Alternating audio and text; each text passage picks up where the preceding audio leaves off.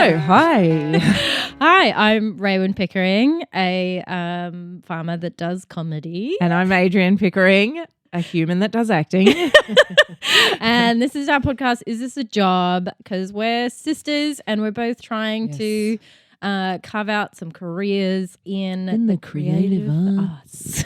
In Australia. We like to know how other people do it. We're really passionate about this and about telling stories and what we do, but we want to know how they do it. People find their How do they inspiration. pay the bills? How do you just keep going and like putting yourself out there and it's relentless? How do you afford kids' uniforms? And how do you afford kids? How do you afford kids? How do you find a house? How do you? So today we're talking to an awesome comedian. I've known him for many years because he's around the comedy scene. He does stand-up comedy. He's a prolific podcaster, as well as a writer on TV shows. Most recently, head writer on The Project. But we're so excited to have Josh Earl. Yay! Thanks for having me. Thanks, Josh. One correction: senior writer, because the head writer, Liam Ryan, if he heard I was taking his job, he'd be like, going, "Hey, come on." And we've like, you got to rewrite your bio. We've looked on LinkedIn, and a few people who left that place were miraculously head writers. Oh my goodness! Like, no. You're like, no, you were the Sunday. I was the senior writer, which is it's enough. Oh, still enough. So there was, okay, great. Yeah. Was there one senior writer? Yeah. So one head writer. Head writer would talk to more like the producers and all that kind of stuff and have those kind of meetings. And senior writer would be in charge of the day-to-day writers. But even though Liam was also very good at that, because Hunter Smith was the head writer. He left. Liam took his job. Then I took Liam's job, but Liam was still there, so he would still do it. And I'd be like, you don't have to do it, but he was good at it. So Yeah. That was a thing.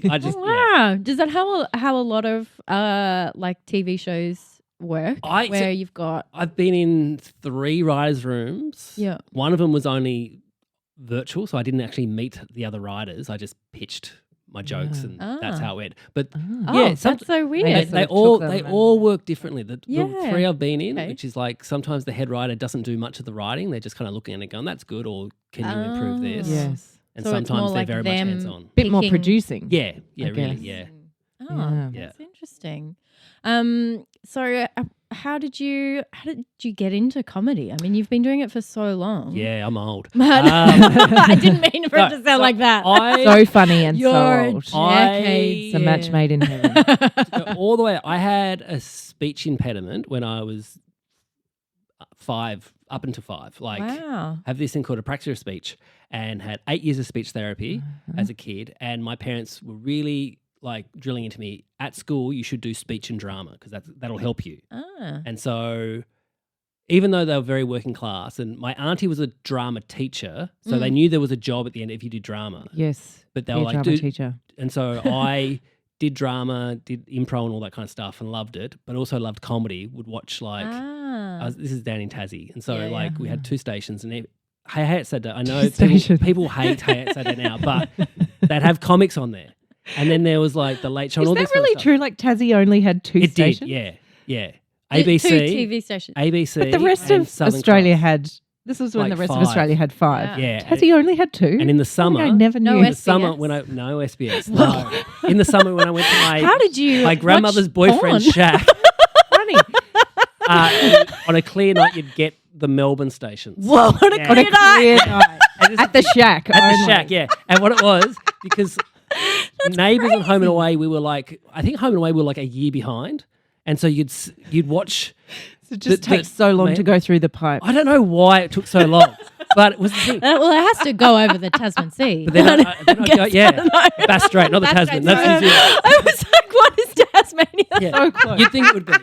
But So sorry. It's a really good guess. But then I'd get it would go, Home and Away, there's a new Pippa. And then we'd have to wait another 9 months before we realised how the new Pippa came about. No clouds in the sky. And but anyway, so I then at school did drama and then did a theatre degree.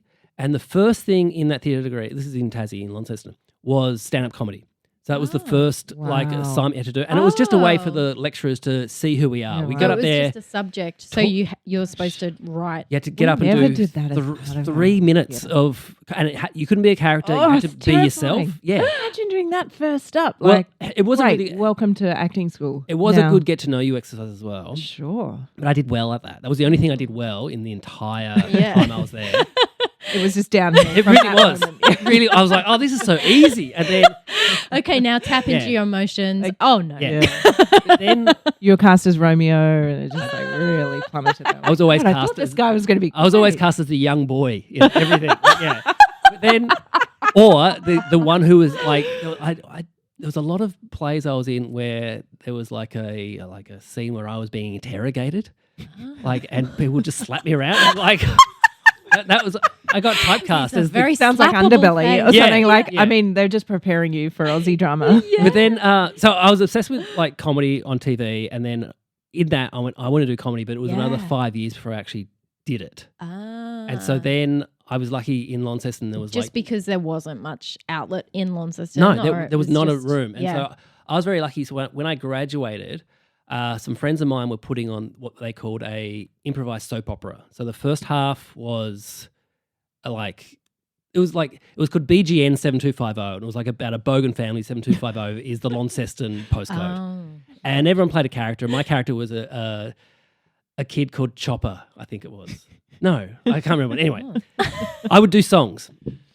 I would play guitar and do songs in this thing, and then so the first half we'd kind of plan, then the second Wait, half how we'd old were you? That 20, mid 20 Yeah, something. okay, right. Yeah. And then a guy in Launceston called Rick Cheshire, he had a fanzine, he had a zine, and he said, It's a "Hey, great name. I'm doing I'm doing a Haters comedy lost night. it. Would you like to do your songs that you do in this thing at the comedy night?" So I went, "All right, I'll do that." Yeah. And it was but dread. And so I was on there. There was 2 other people on, and then there was someone in the audience who was like, "Hey, I'm bringing the comedian Rod Quantock down to the Launceston Uni." Another great name. Yeah. Great name. Like Melbourne comedian. Yeah. Can you do the support? I'm like, great. So my second gig was for Rod, and then someone in that audience was a photographer, but he would take photos of lots of comedians. And he said, "Oh, you should go and do the I Hobart." know Jiwa Moen. But Something like and he goes, "You should do the Hobart Comedy Festival. It's on in January." Ah. And so I was Wow. like, "All right." And so Oh my I gosh. signed on to that, and that was this a great dream thing. run. Yeah, it was like 22 days in a row of just comics. Like you just do 5 to 10 minutes every night, Wow. and so that's how I started.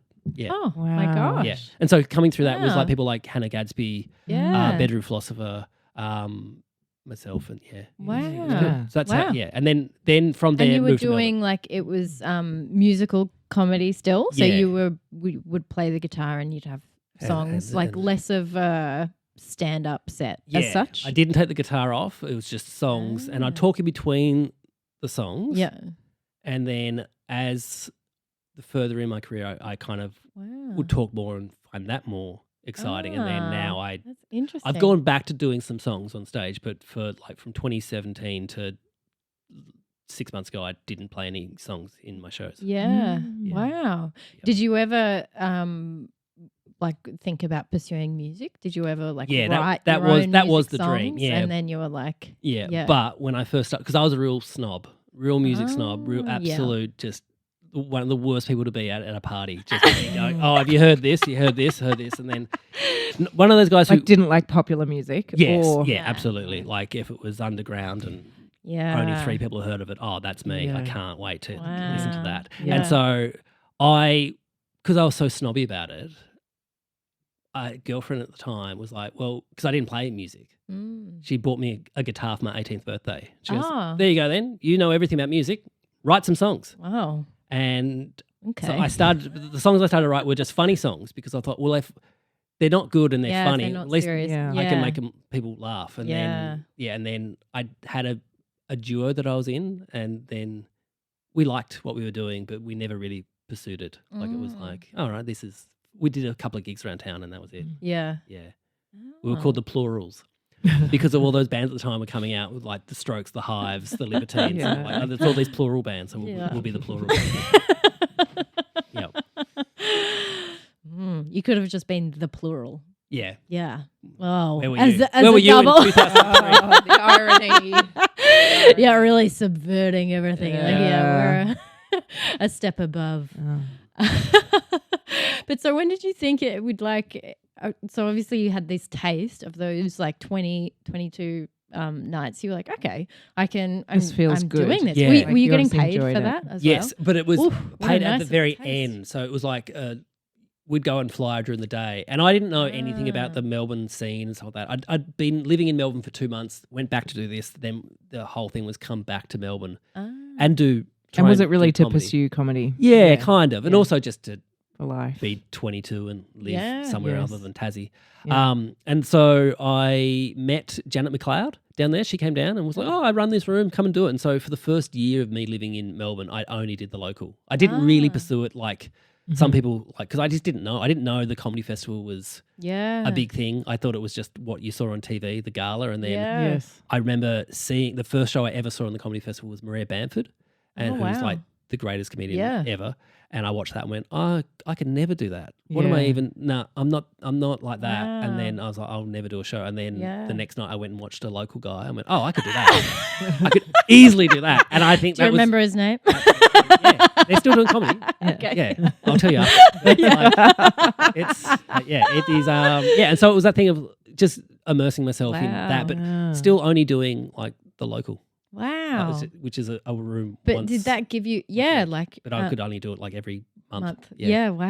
Yeah. So But- were you studying as well, or like what was filling your I'd time, or were finished- you just like? It doesn't sound like you were pursuing it relentlessly. No, or I'd anything finished like studying, and I was because I did You a had the degree theatre and then a degree. teaching degree after that. Okay. Moved to Melbourne and got lucky. So I was sensible. Yeah, well, that was mainly my parents saying, That's just and also it was insane. because I didn't at 20. I would have graduated at 20, my first one. So It was you're 3 young. years. Yeah, I was Really really young there. Yeah. Had no idea what I wanted to do. And then it gave me another 2 years to grow up, really. Yeah. And studying teaching.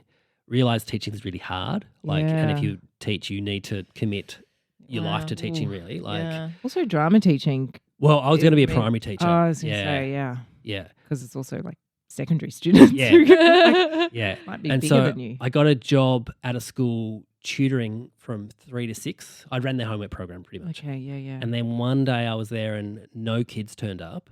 And I thought, oh, I need the money though.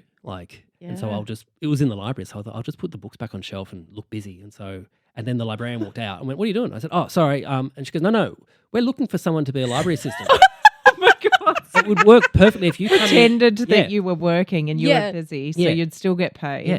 And so she said, it'll work if you come in 4 days a week, you start at 12, go to 3 when school finishes, and then do the homework program from 3 to 6 hours. And that was because I was Yeah. going out. I was, After you know, 6. Yeah. After Yeah. that, and you could do after it gig and then or sleep whatever. in until like 11. Because you're still only and then- 22. Yeah. Yeah. And just going. And so Wow. it was really good. And Yeah, so I that's had perfect. that. And it was also when Melbourne was cheap enough that you could do that. Like I do Work worry. full time. Do worry now that young people Yeah. can't afford to live anywhere near the city. So Yeah. yeah, but so I did that and then did the homework program there for like 2 or 3 years and then got a job in the school full time as the Librarian. but like it was a weird thing. The head librarian, the I've- senior I've librarian. said I had a show called Josh Earl is a librarian, God. and just headbutting like Yeah. They're so wide. um, Just misjudged it on the turn. no, I had a show called Josh Earl as a librarian because I worked at a library, so I Yeah. thought that's an easy Yeah. It tells you who I am. Yeah. And then someone asked me, I was on 774, and they said, so where do you study librarianship? I'm like, oh, I just work in one. And then some librarians got really angry at me. Yeah. They were Oh. like, you're not a real librarian. I'm like, well, I Oh. work in one. Like, I work Whoa. in, so I'm not a real librarian. But I worked Technically. in libraries. They would have dobbed you into the library police I know, or something. You need your certificate Yeah, or the degree. the I siren's don't know. really quiet. Yeah. No, but it's the thing, so from 2004 to 2020, I worked in libraries. Oh, wow. Yeah. Illegally. Well, yeah. So Libraries. I worked at a school library. Unqualified. Yeah, but I was a Wow. teacher, so I worked as Okay. the teacher Oh. in the library, and then Wow. worked at the state library for almost a decade doing Wow. school groups in there. Wow. Wow. Yeah, But still, It's a pretty good and still career doing as a non-librarian. yeah, I know. Really Yeah, is. Work in so many libraries. which is probably why librarians are actually angry at me. Yeah. trying to find jobs. Might be and they're valid. You yeah, took their jobs. I know. Yeah. Oh, well.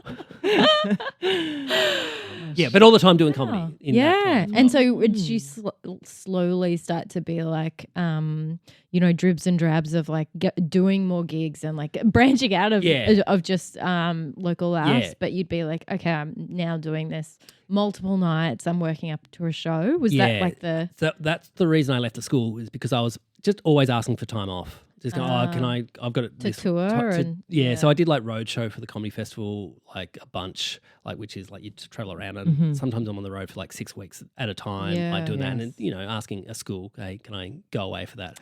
And so just before I got married, I was going to ask for time off for my honeymoon, and the principal was like, "Oh, you've already accrued it all," and I'm like, "Well, I'll quit then." And so I quit, and it was great because it was that thing of like going, I had to. At that point, I was like 28 and going, I didn't move to Melbourne to be a librarian. I moved to be a comedian. So let's throw myself into this. And then I was very lucky. A friend of mine worked at the State Library and said, well, we always need casuals. So put your name down and I'll get you in. And so I left that and then had that job as a casual. Yeah, casual. So you don't feel as bad about taking time which off. I think is, for me anyway, I work so much better creatively if I have financial security of something else. Like if it's just me focusing on creativity and that, I somewhat overthink it and don't perform as well. So common. Yeah. I mean, most creatives that we talk to and so know, interesting. I think because do the same thing. Because it sort of gives you freedom to just do the thing well. Yeah. That you really want to do. Well, I know there's some comics who are like, no, don't have a plan B because then you'll fall back on it. Yes. Like, but that is really, that is like and put everything into it. But then it's sort of like can combust. Because it becomes everything. Yeah. And then when the failure happens, which it inevitably does, the show will get cancelled. You'll get a bad review, or you won't get the job, the gig, or you don't have so the then security. If it's like you've got nothing else, support. it's really crushing and hard to recover from. I've always been lucky that I've kind of had jobs one after the other, and like there was like 2 years where I was just doing comedy or podcasting as well, but it's still that thing of going, well, this is some income, but it's not enough to support. I had 2 kids and like just going, oh, the money's going to dry out pretty soon if I don't go get a job. Wow. Yeah.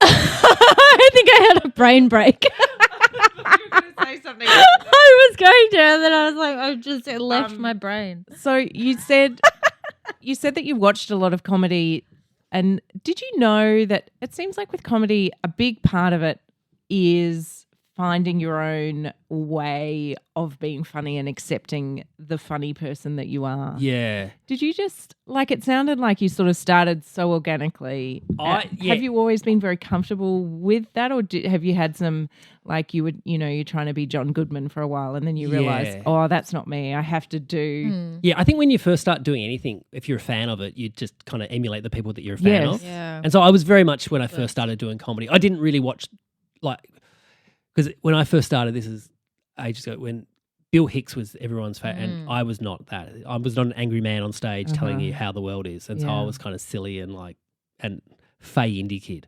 And so I would play silly songs and all that kind of stuff. And so I was lucky that it was around the same time as like the Flight of the Conchords kind of was getting some buzz, and Tim Minchin, Tim and I kind of started in Melbourne around the same time, on the same bills and stuff like that. And so it was that thing of like, oh, musical comedy was kind of like in vogue when I started. I was very lucky that way.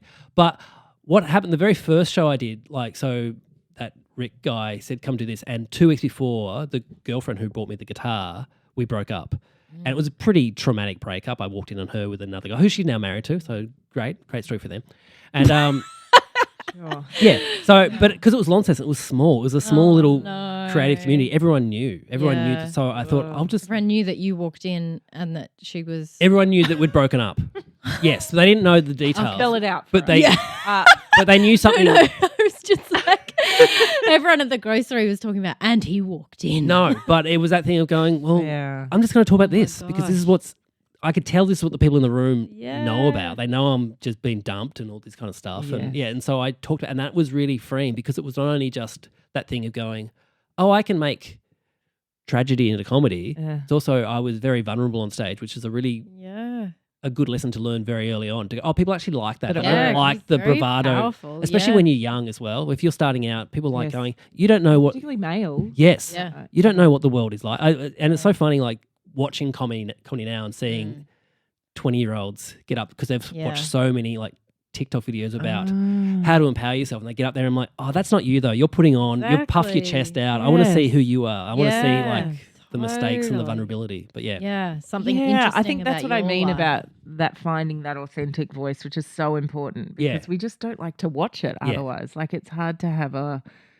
career with longevity. Well, I think- unless you find Yeah. that Absolutely. happy And it's also to ending. know, because in our industry as well, you get so pigeonholed. Like I was the musical Other librarian. musical- Yeah. And then I was like, well, I don't want How to do you be get that. out of Yeah. that? And it was Oh, that thing, yeah. like, I can't remember who said it, but someone on another podcast I listened to said that they built a house they didn't want to live in anymore. And I think that was a really good thing. What that sums up what I was like with my doing musical stuff. I was like, at the point I was like 37 taking a guitar to gigs. I'm like, this is embarrassing. I don't want to be the musical comedian guy.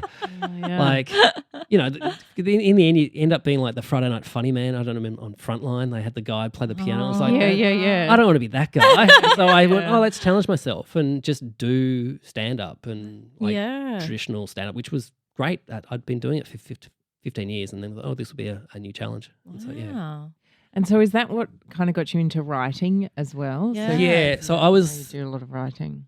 with the writing. So I had a really good work ethic in terms of I did a sketch show on Triple R for 5 years, which every A weekly sketch show. It was me and Damien Lawler, Kirsten Law, and Justin Hazelwood. And Justin Hazelwood lasted like 9 months. He kind of put it all together and then was like, this is too much writing. I don't want to do it anymore. And so me and Damien Damien did most of the writing. He did about 40 minutes. I did 20 minutes every week. But you just write sketches and put them on. Oh, wow. And no money. That's but quite a lot of material. So much. Every week. So much. Every week, brand new Yep. stuff, right? And so we'd go, Whoa. we'd spend all day, I'd spend all day Saturday, we'd record it on Sunday and then we'd play it on, edit and then play it on Monday. That's how, and for Wow. like 5 And it years. would be an hour. an kind of hour show. every week. Wow. Yeah. And it was like a lot. That's but so it just much that, time. that and- muscle of going, I'm just going to write Yes. and just go, all right, who cares? There's Yeah. a deadline. I've just got to get it done. Exactly. You Wow. kind of can't judge it too No. much with that material. And because Yeah. Triple R Yeah. has that freedom to, like,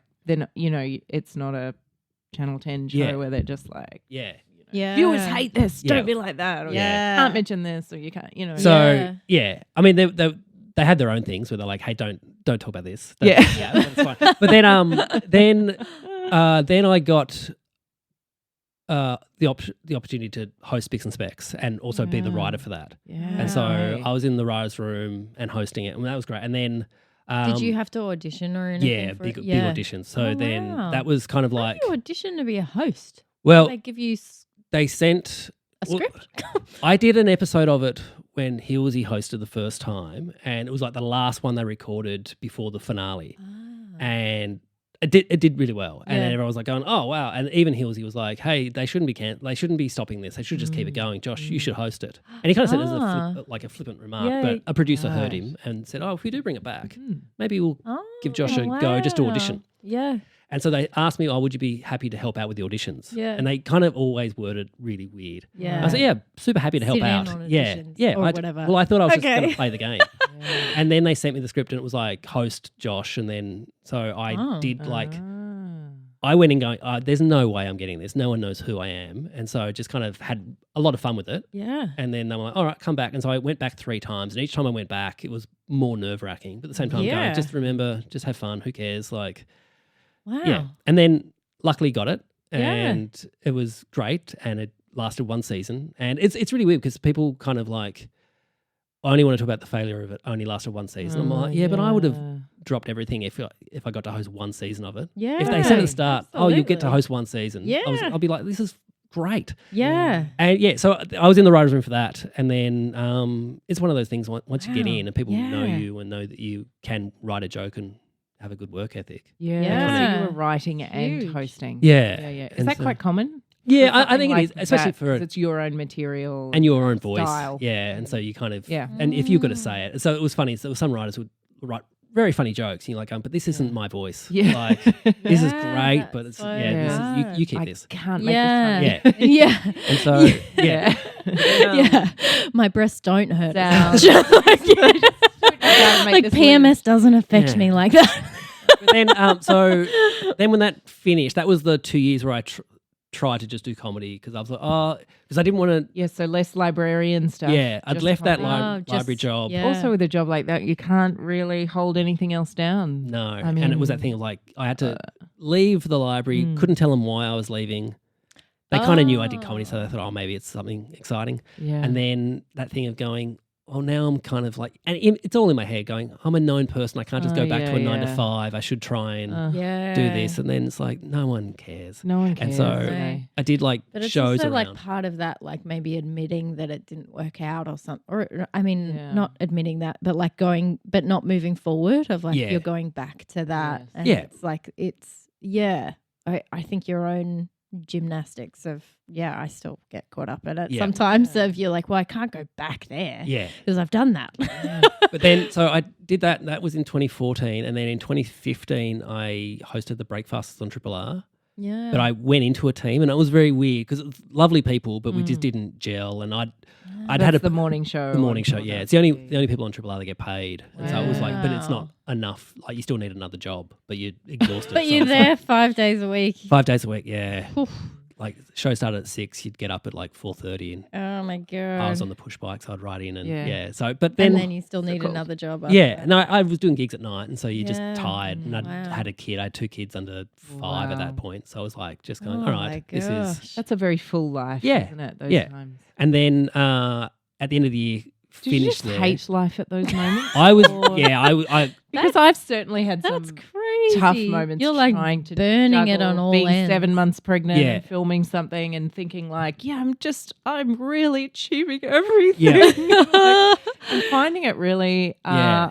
hard. and I felt I'm very lucky that my wife is amazing, and Yes. she was not working, but she was like having 2 kids at home, and like I'd be home for most of it. I'm like fucking everyone's exhausted, and everyone's Yeah. like, and I've got to do all this prep because Yes. for a show like on Triple R like that, you have a producer, but they're not doing the prep for you. They're just booking Ah, guests, and right. that's pretty much it. Yeah. And so it was a weird thing of like, it wasn't a good time. When I look back at it, I shouldn't have said yes to the job anyway. I should Right. have dealt with my own stuff that I was going through with the cancellation of Speaks of Yeah. Bex, and I wasn't Yeah. doing that. I should have. But you go, oh, I've got mouths to feed. Sort I've of got the to, emotional kind of and it's that thing of like, grieving that happens with that role. Yeah. yeah. And sometimes you're like, oh, these Yeah. opportunities don't come up all the No. time, so let's take it now. And then you're like, oh, I shouldn't have, because now, like, Yeah. Yeah, Now anyway. I've missed this Yeah. part of I could have life had or like 2 years whatever. off and actually got myself better, and then put my hand to do it. But Yeah. that's just the industry. Yeah. But then, so I was in kind of like the wilderness in terms of like, I don't know what my career is. Like I had a show and now I don't have a show, and this is really hard.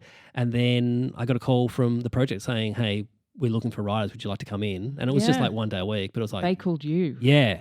Well, I had another writer at Specs and Specs, so Carl Chandler was writing at the project, and he was like, hey, Josh is a good writer. Yeah. Like he'll write fast, and the show was like every day you got to write stuff. Yes. So Yeah. I went in and so that was 2016. Yeah. Wow. 2017. Yeah. And does that end up being like a full-time proper job? It did in the Still? end. Yeah. So it takes a while to get there. Though. yeah. And it was also that thing of like, I went in as a writer just going, oh, just be a writer. And then you look around and go, oh, there's writers who are learning how to produce or learning all these kind of skills. And I Oh, really? didn't really have that mentality of going, oh, Yeah. just ask to do other stuff. I was just Yeah. like, oh, well, they're employing me to do this, so I'll do just this. Happy do to this. see. Yeah. And I don't know if that's just growing up in a small town and coming from Tassie and just thinking, oh, I'm not good enough to do that. And then you kind of like go, oh, no, the people. And also growing up in a time where, you know, selling out was a real major thing. Like, don't be a sellout, don't try too hard. And then you're like, no, Yeah. fucking Like- try really hard. It's really good to try Yeah. hard. Like, yeah. Like the tall puppy thing. Yeah. Like, yeah. Yeah, and so then when COVID hit, I was still working in the library and working at. So I went back to the library, and then the project at the same time, and then the library shut down, and they were kind of like COVID, the yeah. people who worked there, not my actual bosses, but the people above them, just no empathy or anything like that. It was like, no, it's done.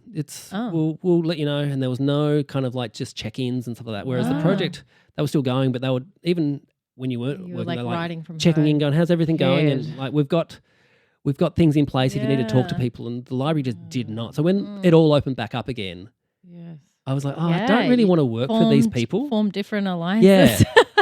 They get a bit burnt by relationships like that. Yeah. And so it was, I just went, I'll ask at the project if there's more shifts, if I can do more shifts. And they were like, oh, absolutely. Put yourself out there. Well, they wow. were like, I didn't think you'd want more shifts. We thought you'd doing enough comedy that you didn't want to work. I'm like, no, this is great for Better. me. Yeah. So Wow. So it really paid, to put yourself out there. yeah. And so then at the end of last year, there was all this kind of reshuffle in the rise room. So I thought, I've been here the second longest. I might put my hand up to be the senior writer. And That's it came through. great. Yeah. Yeah. Wow. So And then it all went away. Yeah.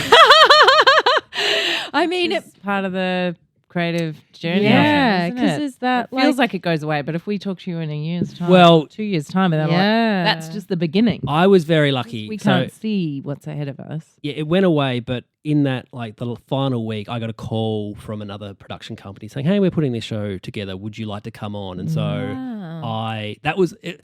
It's always that thing of like they don't actually say exactly what it is. Yes. It's kind of like, Do you hey, want to sit in on this would show? you be interested in Help us out doing- with the audition. Yeah, that kind of stuff. And so, Sure. and then it Yeah. was like, yes. And then it was one of those things like, hey, the project, I've got one more week of the project. It's kind of, but like, can we talk next week? And like, yep, absolutely. And so all the emotions of the project, which was kind of like, it was really sad working there and people who, yeah, so they've been like- going for such a long time. yeah, 16 years. And then, It really And carved out its own place. I yeah, think. and it had all these faults. Yeah. The show had faults, but it's that thing of Sure, like but going, everything. yeah, It's exactly. One of Yeah. the few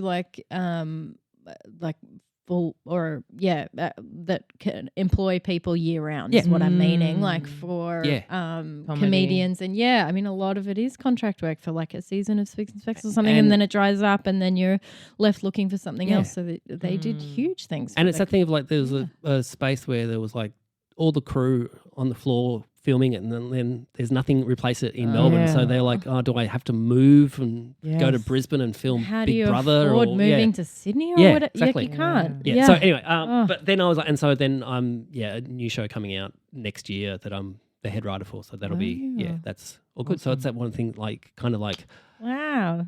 unfortunately for people out of the industry, it's like once you're in it, you kind of get sucked in, and it's that thing of making good relationships and turning up on time and being nice. I think that's the thing is like doing it well and being nice is a very important thing too. Otherwise, it's such a small industry that in acting no that must be the room. same. It's like because you got a lot, especially if it's film, a lot of hope so. downtime, and even the theatre. It's that thing of like if you're a good hang, people remember that. Yeah. If you can be, that's right. That's right. I think it is. Yeah.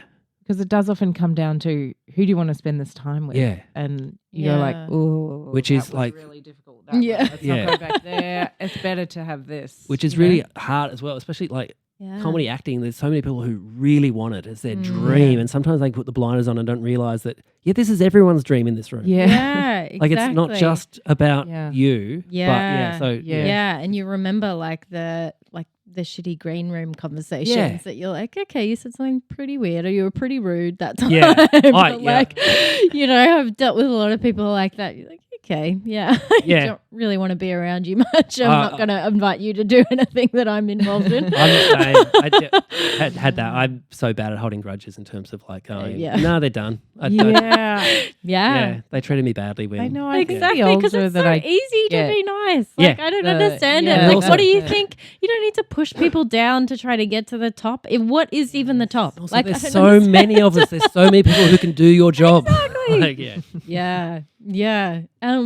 So what kind of kept you going? I mean, not to dwell on the tough times, but like what, like those times where like you didn't have a job because our industry is so what kind of through those tough times of things getting cancelled? How do you just hold on or just hang in there? Just hang in, like those moments. There's been a few times where I was like, oh, I'm quitting. I'm not doing this anymore. And it was one was like 2012, I think it was. Like I'd done like the Falls Festival run, and you're like, I'm so exhausted, and you do 4 and it's great. You at a music festival and blah, blah, Yes. but the last one Is that hosting? I was just they had a comedy stage, have a and co- so okay. yeah, I was. Did it Yeah, actually yeah. go? It was actually okay. Gigs were It fine. Went okay. Gigs okay. were fine, but it was Because you always wonder, like those people that like to see music. Yeah. Yeah, you hear Yeah. some horror stories. Oh yeah, Ah, people right. who are It's pretty I always hard like to, that stuff because it's something different. Though, Yeah. and you sort of like need a break. From, yeah. Yeah. But I was like, there was one in Margaret River, one of the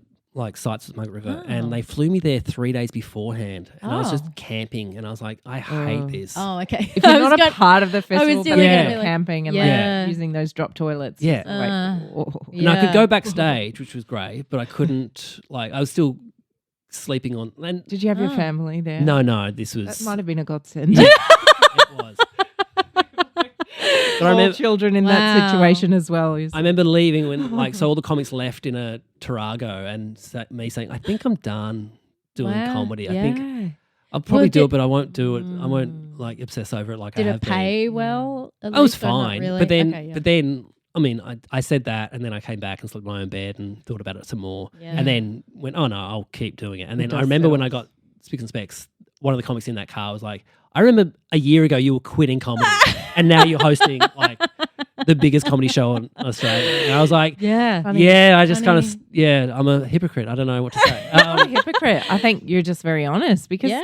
I But also reckon very open to be Yes. like you're trying to figure out what you want to do. yeah. And Well, I had not and then, closing something off necessarily, yeah. just thinking Well, about it. in 2017, I did a show with Dan Tobias. It was all based on a festival. It was all like the whole festival. We did all the songs, and we were every band in that festival, and that's how the show went. Yeah. And no one came and saw it. I mean, people did, but it was at that point the best thing I've ever done. No one saw it, and I was like, Oh, no one cares anymore. crushing. I've lost so much money doing this. Let's Yeah. just like, Yeah. and you know, I was what 8 years ago. I was yeah. 38, just going, all right, it's done. is Let's try and, you know, Yeah. have some common sense here, Josh. And you've got 2 kids and Yeah. a wife, and let's think of what. And I was working the project, so I was like, let's just focus on this thing. Yeah. But then, you know, you get the itch and you Yeah. go. And performing, it's one of the things like I really enjoy it. I hate doing new material. Like I get so nervous. Really? Yeah, I Yeah, hate yeah. it. that I it like- won't be funny. Yeah. It's no good. the day Right. before, I'm just an anxious mess, kind Yeah, of like yeah. not thinking about anything. Like Yeah. apart from that. And then, but I like writing. I'll happily write for people and do all that kind of Wow. stuff. But it's the actual The same, learning it yeah. and then getting up there and yeah. If I could just Wow. fast forward a year Yeah. into the material, I'd be like, oh, so good. Wow. But, so are you someone just interested in like a peek behind the curtain? Are you someone that like works it out on stage, or you write it word for word and then you learn I it? used to be write word for word and learn it, Yeah. and just get up there and deliver it as comfortably as I can. So not Yeah. like it's a script, but just Yeah, go, yeah. oh yeah, I've written this, I know what it is. And Yeah, because you kind of know the beats. yeah, and- because my act is mostly stories from my life. It was like, Yeah. well, I lived it, so I kind of will just tell it how. yeah. And then you put the gags in, Mhm. and then the last show I did, I worked it up on stage because I thought, oh, this is a different way of doing it, and so, Yeah. and it was really good for me because it was like Yeah. it made it all a bit more relaxed as well. Yeah. Yeah, so there's been moments where I've wanted to quit and then I just don't. And I Yeah. realized, no, I'm in this for life. And it might not be the career that I kind of wanted when you're a kid. And you go, oh, then you're a household Yeah. name and then you're touring all this kind of stuff. But I'm still writing stuff that I really Yeah. want to write and still You're liking still performing. And fulfilled by it. because when I The started, main. I do you do the local, and there'd be people up there and they're like mid 40s or 50s and go, oh, if I'm still doing open mics at that age, no. But now I'm there and I'm like going, no, it's fun. Feels I- good. Yeah, I really Yeah. like it. Right. And it's That's fine. why enjoying we it. do it. It's fine being the oldest on stage. It's Yeah. Gosh, we can be so judgmental when we're younger and just Oh. like trying to propel ourselves. yeah. Like, I'll never do that. I'll never be like that. Yeah. You know.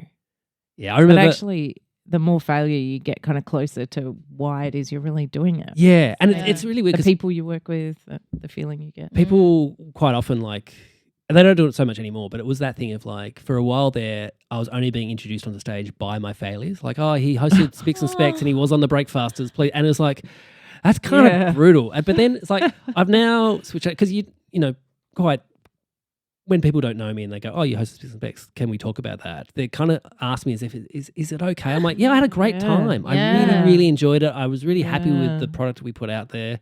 It just didn't work for a whole bunch of reasons. But I'm really like pleased with my career. Yeah. Like I keep saying, if 13-year-old me was told, "Hey, you feel bitter necessarily," it's so easy to feel bitter though, and there are times where I am like with certain friends we can tee off, but it's just that thing of like, oh, I've said that now, don't need to harp on it. Much healthier. But yeah, and also it's so funny now because comedy's changed so much into it used to be get up on stage and write a festival show and that's it, and maybe you'll get a TV job or a radio job, and now it's like learn how to use like all the editing skills and all that kind of stuff. Yeah. Oh my god. And just like film and then edit and then post and all that. And that's like you have to have a marketing degree to do this. Yeah, it's crazy. And so when people like go, "Oh, can you come to school and tell kids how to get into comedy?" I'm like, I wouldn't know these days. I don't know. They'd know more than me. Yeah. I know. Yeah, I barely know how to do it now. I've been doing it for 10 years. I have no idea. Well, my thing is, because you see all these other people like, oh, okay, they've done this other path of like they've gotten Instagram famous or whatever. Yeah. And so, but they're actually able to sell out their festival shows, and I'm like, oh, okay, I've got good numbers. I'm not selling out, but so maybe I should do this other way. But then you're spending all this time into like this thing that you don't actually like. I hate staring at the computer and working out the clips and I think you just got to do it your way that makes you happy. Otherwise you'll be crushed by it. So you have to do the things that make you feel fulfilled ultimately, whether it's like writing and working with good people who make you feel good at a library and doing this. But some people are able to do that thing of like, oh yeah, it's just a part of the job that you just have to accept. You have to do it. Yeah, but they must like that part too. Yeah. Or they're going to like self-combust at one point and just go like, I'm so sick of spending so much time doing this other thing. That they need to have this massive like holiday of no phone. Yeah, but also you just burn yourself out if you just like make it a punish and make it like gotta do this. And it's one of those weird things where you can see the people who are like, they build up their following online and just that slave to I've got to put something out, and then you go, I can see you're a little bit dead behind the eyes here doing this. And sometimes it's really fun. And it's a bit like that thing of when I was doing the sketch show, you're like just pumping it out because that's what you had to do, and that's what they do. And so some of it like one in 20 could be really funny, and that's great. But at least you can be very cynical. Oh, it's changed, but sometimes like they're writing, they're putting their stuff out there. They're not waiting for someone else to say you're the chosen one. You're going to be up there. They're creating their own destiny. Aren't they? They're in control of it, really, which is good. But it is that thing of like, I do hope they give themselves some breaks and holidays. Well, because it's not real. No. I mean, it's not. You're not in a room with someone having a human connection. It's just a video on a thing, and you're getting some like little vibration going ding. Now, and then that Can I ask both of you? Have you ever commented on a YouTube video? No. I don't think so. I haven't either. No, but this is the thing that people are like, oh, you've got to get comments. I'm like, yeah, but I don't know anyone who's ever commented on a video. And the people I do, I don't think they're the ones I want to covet for my audience. No. Like Instagram, yes, I'll like if it's a friend, but never. I know. I was never about to someone say, even I don't know. if it's a random person that I haven't met, then I'm not commenting. Otherwise, if it's a friend or whatever, then of course. And or if it's a nice comment and you. Well, that's the thing. But But because I'm putting out a podcast every week, and you're like, oh, I want engagement and all that kind of stuff. But I'm like, I can see people listening. They don't need to engage. And it's like, I'm very happy when they do engage, especially if it's a nice comment. Yeah. But it's that thing of like, oh, please someone say they like this, or it's like most people wouldn't. No. Yeah, exactly. I mean, for every 1,000 people, you might get one comment. Because sometimes you look at the comments and it's all just like, oh, connect with us for free shoes or whatever. It's an ad for followers. Yeah, exactly. Yeah, right. There's like 10 comments of that don't mean anything. It's someone with their own agenda. 10 it's fire not emojis. about your show. So engaging with exactly. the sunglasses people is sort of like, sure, fine, but it's not everything. But it is such a trap of when you put something out, you are like, oh, how many likes did I get? Yeah. How many comments is on there? And so you start to judge yourself like, oh, okay, that's only I think the trick 15 is, in the first hour, and you're like, oh no, that's going to fail. So I think the thing is that you have to like what you're putting out before. You have to be Yeah. happy with this and like going, I want to do this anyway. Yeah. People get to see That's it. true. That's the bonus. And if they don't see it, oh, well, I'm still happy that I got to spend the afternoon filming this and editing Yeah. this kind of Yes. thing. But yeah, it's Absolutely. I'm getting It's closer tricky. to realizing it's the relationships I have and the experience I have of making the thing and less about the finished product. Yeah. And all the likes and all the other stuff. But Yep. just like the playing the Mm. character and Yeah. the talking and the research and the doing that yeah. in that moment, and the less it is about all the other stuff that's around. That you it. can't I control. think that I love the Yeah. most. Yeah. Like I can't, the other stuff is great, and it really gives me a thrill when people say that scene made me think about my mum and blah Yeah, blah blah yeah. blah blah, and Yeah. it was so funny, or it was this, or Yeah. and that like gives me a thrill too. But Yeah. it's sort of like what I will take, I think, is my experience of doing it and the people that I worked with and those times that I had with connecting with them. Mm. Yeah. And less about all that other paraphernalia Yeah. that comes with it. Yeah. It's all how the sausage gets made is Mm. more rewarding than the actual. I mean, Yes, The finished reckon. product is always great. You go, oh, that's something there, especially if it's filmed or you can see it Yeah. again. Go, oh, that was, Yes. or even seen the Particularly poster. if people really like it. It Yeah. Yeah. feels good. But Yep. it's like winning a game of basketball. Like it Yep. feels good, but it's not everything. No. Like, Yeah. you can still get so much out of it. Yeah. Yeah. When you don't win, Yeah. you play really well or you whatever. Like it's Yeah. Yeah, and that's Yeah. the thing. Like, so in our industry, it was so like festivals. You got to do festivals, and then Yeah. when my numbers were going down, like I was, and people go, oh, like I heard one comic, I won't say, but household name saying, as soon as your numbers start going down, it's time to get out. I'm like, Oh. no. What happens Yeah. if you're doing the best work of your career? so Yeah. judgmental. Yeah, it's like you stay and you- narrow-minded way. I'm not doing it Yeah. because I just want people to. Yeah, exactly. I'm doing it 'cause I like That's- doing this. Yeah, that's Yeah. implying that you're only doing Yeah. it to get people. Yeah. Like, hey, like if you're doing that, then what kind of Oh. life is that? Oh yeah, that's a very tough way to live if that's everything. Yeah. Yeah. Because You know. you can't just keep going up and up and up. Yeah. Not a single person in any creative or any field has gone up the entire life. And just Yeah. got- yeah. Certainly stops an organic approach to Yeah. creating something. Like Yeah. if you think of any artist or musician who's creating things, you can't just think like, how are we going to make our numbers go up? Yeah. Yeah. I mean, that doesn't seem like a fun I know. I think long-term career. well, with musicians Yeah. at the minute, I think the trick there is to stop doing it for 20 years and then come back. Then come back. Because that's how everyone is selling it. Nostalgia. Yeah. Yeah. Oasis have got it I know. like Yeah. selling out. Crowded House is still going. Yeah. Much to my enjoyment. But like- You and I did their 30-year anniversary of their Yeah. first album and it sold out the Forum. Yeah. Well, Whereas, like, Veronica's the Gallagher, too. we were joking about the Gallagher Yeah. brothers Brothers before, right? yeah. Away. it's that thing. That's great. Yeah. Yeah. So like it's really hard. Yeah. Like that's why Yeah. you can't get too much in your head about it, Yeah. Yeah. which is hard.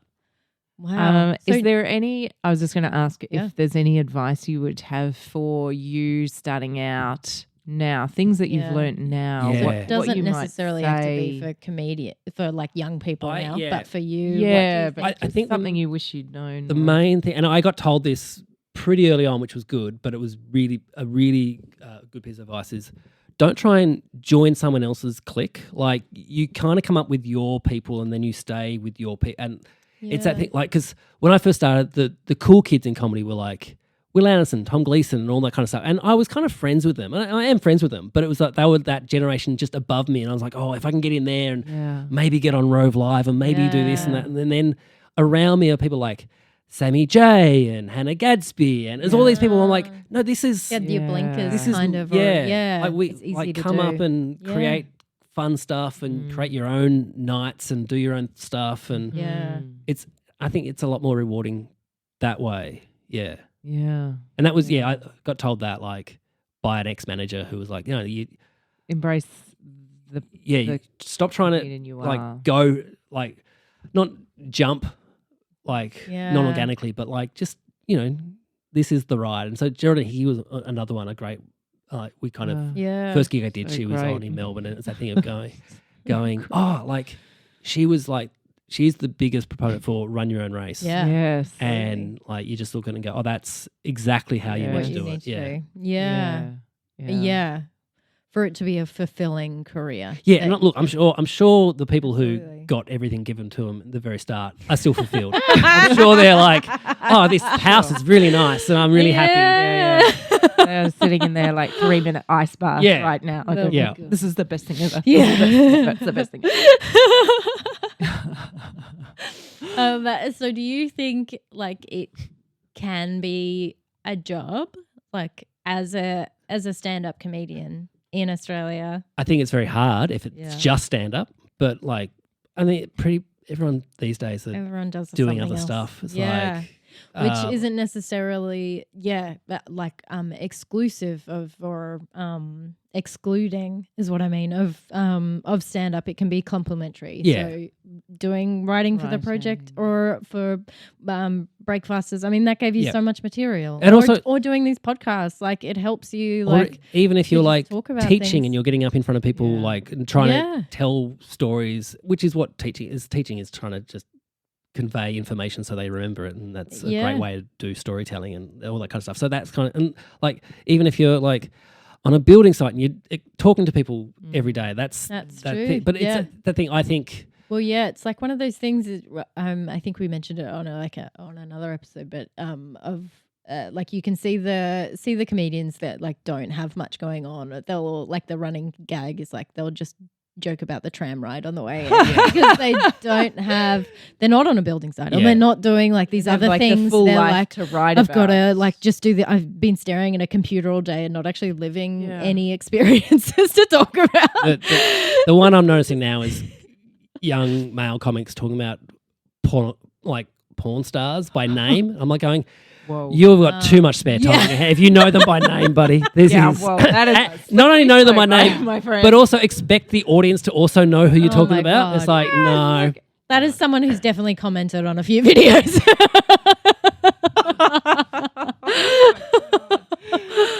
Yeah, wow. Wow. Wow. Times have changed. Yeah. Although maybe it's just the 6 streams of income, I don't know. yeah. Yeah. Expanding the, Diversifying and having. Yeah. I think there's something in thinking about something other than yourself as well. I think Yeah. that's really Yeah. important to be a rounded person. Yeah. And I was going to say, isn't that just part of being like a good, yeah. having compassion, But there like are being some open? and there are some to people who others, are like, being I am so nice. career driven. I'm just thinking about me and Yeah. the career is me and how people can find out about me. Wow. But it's like they're just going, feel yeah, but like, there's other people in the yeah. world. Yeah. Some point that won't be fulfilling. And to give back to the community in some way. Yeah. Yeah.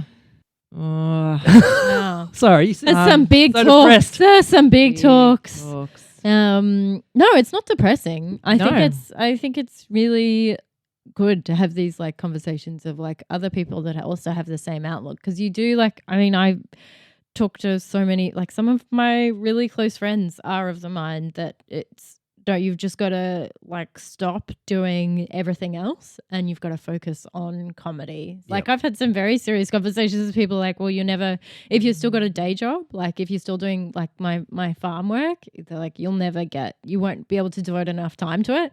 Oh, but that's where I get all my material. But also like that's what helps I'd me like have to see the- them be a farm-based comedian. exactly. I like to see them with their hand and not deliver lambs like the night before. How are they going to know what to write about? Yeah, but it's like, yeah, I think that helps like me have the energy to go and do something different as well. That I'm like, oh, I'm doing this during the day, and what we were talking about before, it gives you financial security. Yeah. So I'm not as Oh, concerned about doing like every little gig that might pay like $20 Also, or something. everything is just so expensive now. It's not Well, even yeah. like practical. Yeah. I mean, unless they're like exactly. living with their parents or Yeah. something. I don't know how you could possibly do it and just try and No. have the basic like necessities of life. Yeah. And live in a capital city. Absolutely. To go back to your point of working a day job and then going to do comedy, like that's comedy is the reward. It's like this is the fun thing, and you can feel that energy sometimes. People are like, oh, I might not be the best on, but I'm enjoying it and I'm having lots of fun, and the audience feel that. Exactly. And I definitely think this. for some people, having a day job is the best thing for them. It Yeah. gets them out of their own head, gets them out of thinking about Absolutely. the stuff that's out of their control, which in the creative industry is so much. Like you just go, all right, I can control what I can control. I can write and I can perform as best I can, and then hopefully people come along. There's other things that are just luck or like, well, yeah, it seems like you've just found a lot of your work through making these connections. Like from being a writer for something and then you get offered something else. And then, Yeah. I think luck Obviously plays, being good to work with. luck plays a big role in people's careers. Relationships. Yeah. Luck too. Like, But relationships. Yeah. I mean, I think you've got to have, Just you got to have the working work away. ethic. Yeah. You've got to have the talent as well. And then you've got to have Talent. luck. And also, talent. I- Okay. and this is that's what I was something- forgetting about. I do everything on my own. I've had managers and stuff in the past, but I think having a good team is also really important. Like, and that could just be like, I've got a wife and kids who are really Yeah. great and supportive, and if I Yes. go away, they don't make it Such a too much big of part an of it. issue. Yeah. Yeah, it is a big thing. I mean, just to touch on like having an agent, I think a lot of people, or maybe like now my circle is like they're starting to get really worried about like, well, you need to have one, or otherwise it is like it's more challenging during the festival runs or doing those things. So we talk to other people that are independent, that are trying to find a different way outside of that. I mean, if you're prepared to work though, like because I was talking to Sammy J about carving this your because we own both kind we both got management around the same time, and it was a real because we just thought, oh, we don't have to work now because they'll find us. And then we realized, no, you still have to work just as hard as you were, but now you've got someone hopefully who's also working for you. Yeah. And it was a real learning curve for both of us. Going, oh, they're not working as hard as we were working already. They weren't hustling because like they've got other clients. For a lot of people. Yeah. And so you're like, and Ronnie Cheng, before he signed to his agent, I drove him home one day. Yeah. And he goes, I've got two agencies after me. Which one should I sign with? And one was like the best agency and one was small and starting up. And I said, I'd go with the best one because they've got the runs on the board. He goes, no, I'm thinking I'm going to go with the other one because I'll be their biggest fish. Yeah. He was right. So don't take any like he was like he knew exactly how to that play they this. would invest a lot into him. So they've got the time. Yeah. So he was their main priority. Wow. Where otherwise he's number 5 on the call sheet. Yeah, interesting. Yeah.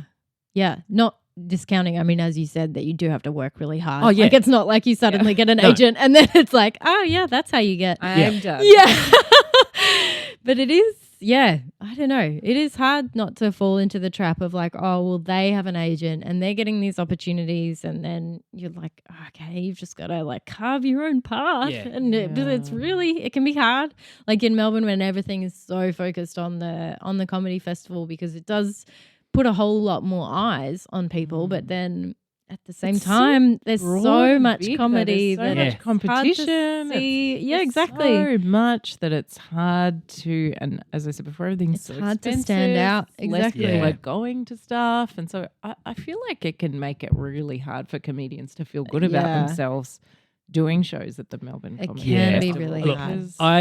I love the comedy festival. It's been very competitive. good to me, but I can see it's so hard now because it used to be the biggest room was the town hall and then that would sell out and people wouldn't really put on extra shows and people because you could only buy tickets at the venue, people would go there without a ticket going, oh, that's sold out. Oh, we're here now. What should we see? Yeah. Whereas now they look online, online. go, oh, that's sold out. All right, we'll just stay in. Yeah. And it's really hard if you don't have like that Big name or that profile. profile. Yeah, exactly. And so for the newcomers coming up, I think there is also a bit of sheen on newcomers. Like people hear, oh, that's a new person. Oh, I've heard good things about that. Let's go have a look. And it's when you're 10 years in and you're not the household name or not the newcomer where you kind of go, oh, Really where hard. do I fit in here? Yeah. And it's really, really hard to navigate that in a festival where it's no longer people are just out going. Sometimes they'll go out and see a show and go, that was fun, let's go to another one. Okay. Then they'll choose something. Yeah. It's less common now. People just wandering around, look at the posters, going, "Let's go to this." And that's- when you've got the ability to look someone up as well on your phone, and you're like, oh, okay, I better, I better and like check have a that preview person by watching them on YouTube. Exactly. Yeah, a lot of people do that. So it's like, It's true. yeah, Never So thought of that. it's really hard in terms of, I mean, there's benefits in terms of like going, well, now you can just film and put your stuff up online and hopefully people see it. And if they like it, they'll come out and see you. Yeah. That's true. Before it was like, I had to book a gig. Maybe they don't need to come and see you now because they can just watch you online. Exactly. Also, this is a bugbear of mine, but comics talking about how, you'll be home in bed by 8 o'clock. If you come. I'm like, don't tell people that. You want people to come out and see stuff. Yeah. Our industry see a show after you. Yeah, our industry is built on bars. The bars aren't going to have us if we as soon as the show's over, leave. Yeah. No, we're in here because we want people to drink and use our... Yeah. Says something about... Isn't that so funny? You need to Melbourne play into people just want to be in their track. Exactly. Yeah. Yeah. We had don't worry, you'll be 2 on the years couch. of doing it. So it's that thing of trying to entice people back out. Yeah, the only way to entice them out is to promise that they can get back in. They'll get back as soon as they... It's like, no, come out, make a night of it. See a show, go and have dinner, have a few drinks, have a great fun time. You really what notice it's like to be part of a community and interact with people. Exactly. Put yourself out there. You really notice the comedians that team up with the other comics either side of you, and so you're like, okay, we've got a discount code or something. If you see all of us, make a night of it. Yeah.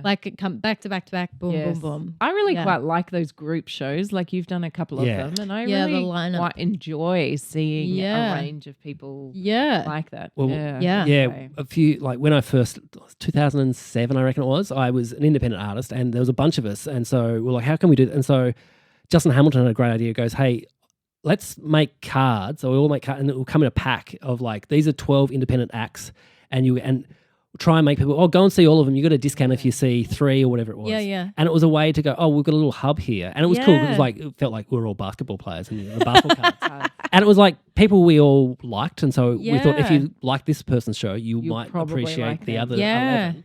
And I think that was, but now that wouldn't work because no one's taking flyers and no one's doing stuff. It's but it is that thing of word of mouth is the biggest thing that moves tickets in this industry. Yeah.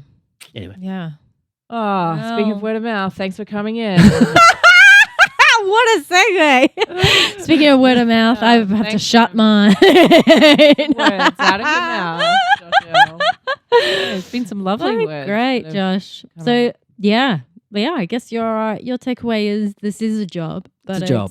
Can be tough at times, and you got to go with the flow. Yeah. Yeah. And adapt. Stay true to yourself. Yeah. And just be a good hang. And be a good good hang. Most industries. People remember that. Exactly. Yeah. Well, thank you so much. Thanks, Josh. Is there anything you're on Instagram? You've got your own podcast. I have a podcast. I have a podcast called Four Burners, which is talking about family, friends, career, health, and how you keep all burners going, or which ones you're turning off. Yeah. Not sure when this comes out, but there's been heaps of great people recently. So Tim Batt from New Zealand did it, which is a really good one. John Gabris from America, actor from Brooklyn Nine-Nine and Twisted Metal. And who else have I had on? There's heaps. Marie Cardi one's a great one to listen to. Anyway, heaps of them. Yeah. Cool. So great. Thanks, Josh. Thank you. Yeah. Thanks, Raywin. Thanks. Bye.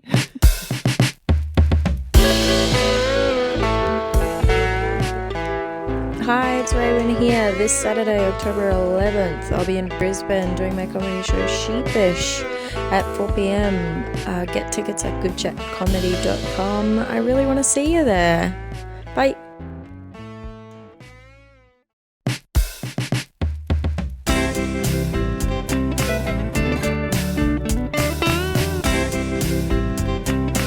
Thank you for listening. If you liked us, please tell a friend or two. Apparently that's how these things work. We want to acknowledge the incredible stories, culture, resilience and creativity of the Aboriginal and Torres Strait Islander communities, in particular the beautiful lands of the Wurundjeri Woiwurrung people of the Kulin Nations, where this podcast is recorded. Thank you also to Chris Pickering for the music and Vincent Pickering for the logo and animations. And yes, they are our brothers. We're everywhere.